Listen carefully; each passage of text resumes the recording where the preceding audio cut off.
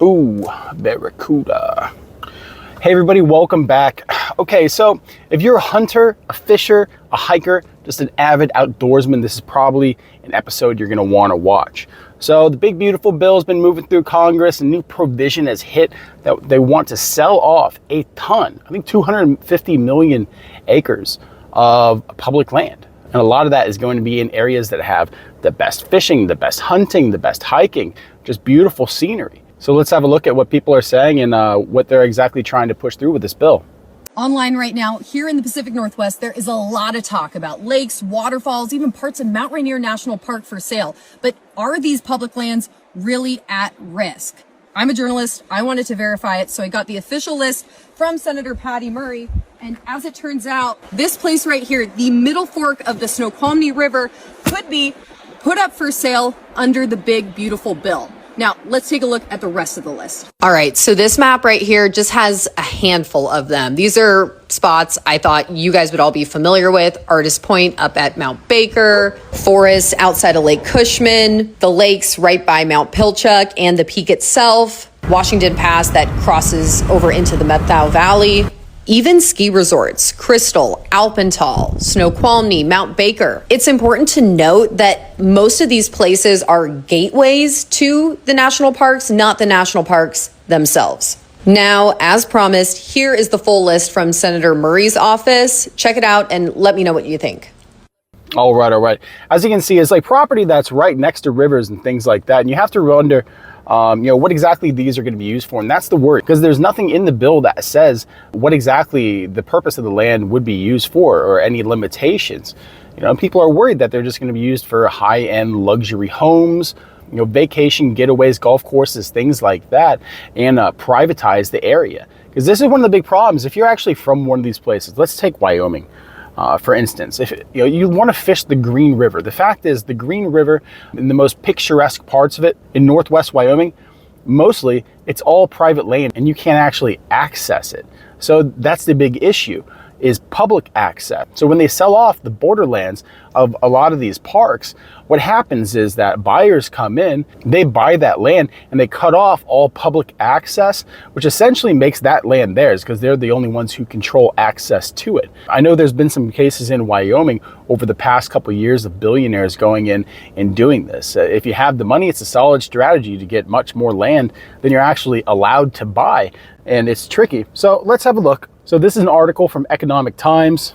Republicans in the U.S. Senate have proposed selling millions of acres of public land as part of Donald Trump's big beautiful bill, including areas near such noted California sites as Lake Tahoe, Yosemite, and Trinity Alps. This proposal has been met with criticism from conservationist hunting groups, local politicians, and even some conservatives, report The Hill. The Senate provision applies to 11 western states, but notably exempts Montana.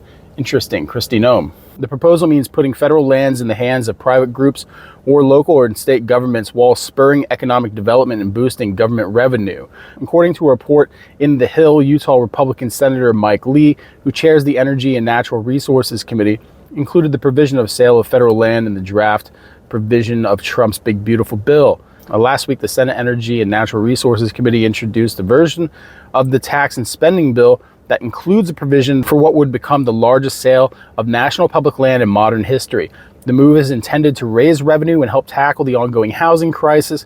The proposals called for BLM, Bureau of Land Management, and USFS, United States Forestry Service, to sell more than 2 million acres over the next 5 years, with a total of 258 million acres now legally available for potential sale. Lands available for purchase would come from Alaska, Arizona, California, Colorado, Idaho, Nevada, New Mexico, Oregon, Utah, Washington, and Wyoming. Western states where federal land is concentrated as per report. So what does the provision say? According to the report in the Rolling Stone, a provision rolled out this week would open nearly 250 million acres of land in the West for sale. That to the highest bidder. The legislation would require that at least 3 million acres, an area about half the size of Vermont, be privatized in the next 5 years. And like I said, when it comes to privatizing these lands, it's easy to condense it down in one size. We can say it's half the size of Vermont, which is a vast amount of land, but it's exactly what land they're trying to sell. As we saw in the video in the beginning, you're talking about riverfront property.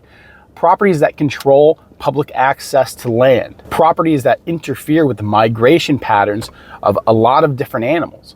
And like I said, that's one of the reasons why hunting advocates are up in arms about this, because when you're talking about Idaho, Utah, and Wyoming, a lot of billionaires go in there and they buy up ton of acreage, build on it, and it ends up upsetting the migration patterns of the elk up there. If you're not familiar with the habits of these animals, it may not seem like a big deal, but when you interfere with these migrations, when they're heading to their feeding lands, you can cause a massive die-off of huge populations of these animals.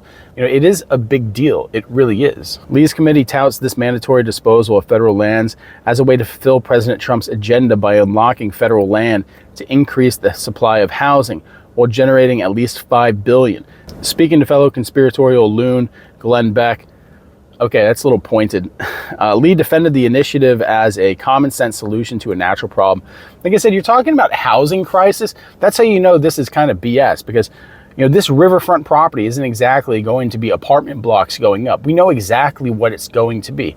This is highly sought after land, and this land would be incredibly expensive. As someone who spent enough time in Jackson County, Wyoming, or Summit County, Wyoming, I can tell you right now that land there isn't cheap and there's nothing on it, right? It's the view. It's the fact that so many people from the coastal states have moved there over the years that it's priced out the vast majority of locals who are only bringing in $40,000 to $50,000 a year, while at the same time, the average income in Summit County, last I checked, was like $90,000 or $100,000.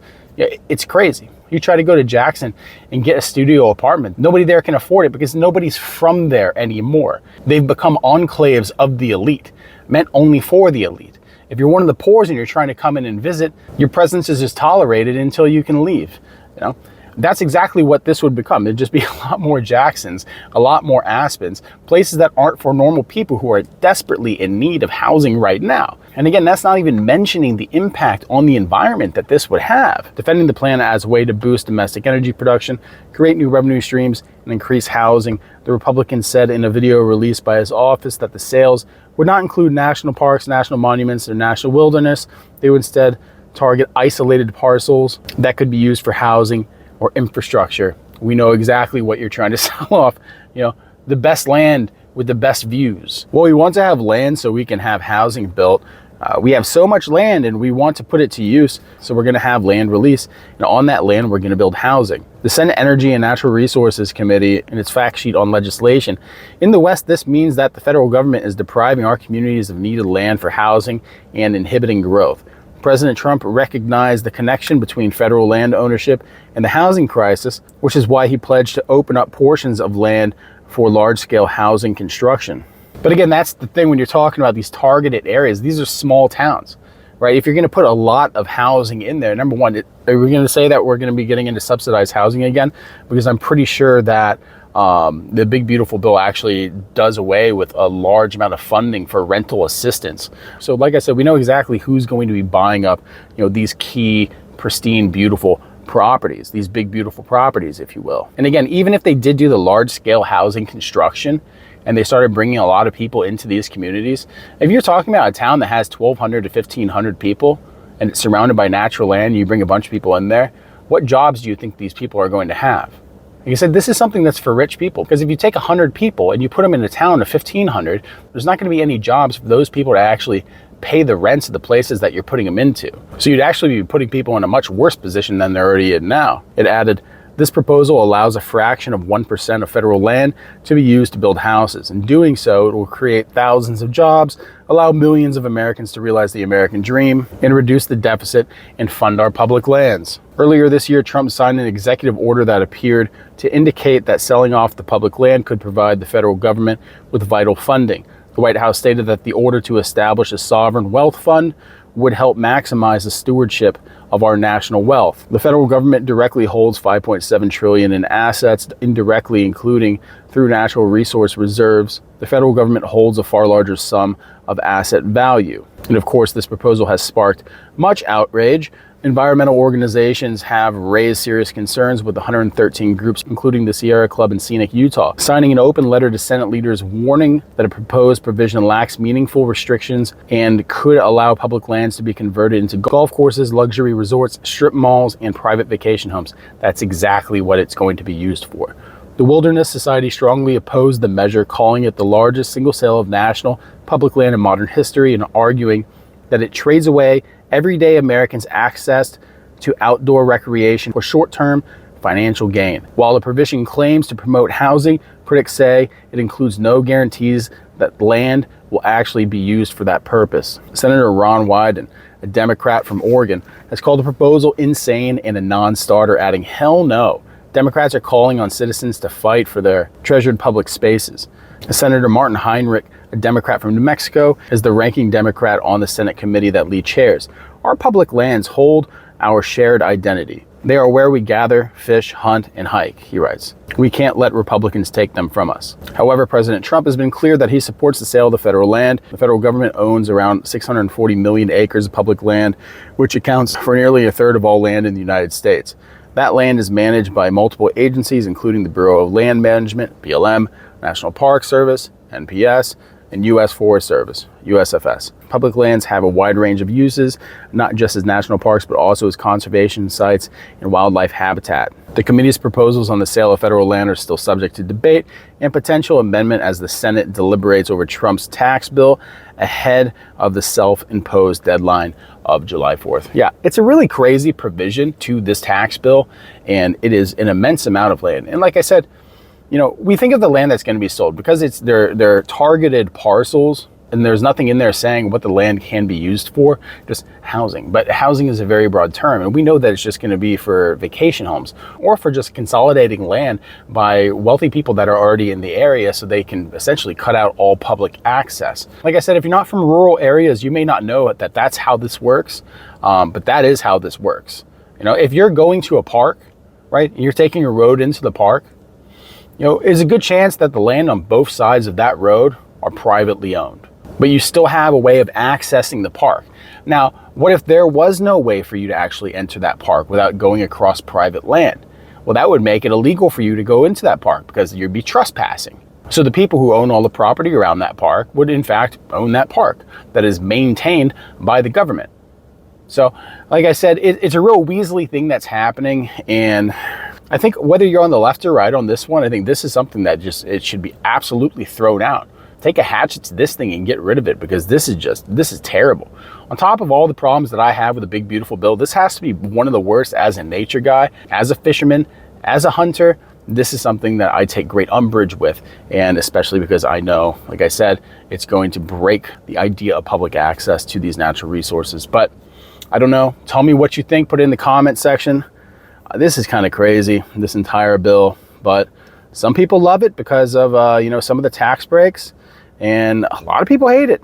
I don't know. I'm curious to know what you think, but thanks for stopping by. Like and subscribe. Think about becoming a member. We hope you guys have a good one. Take care.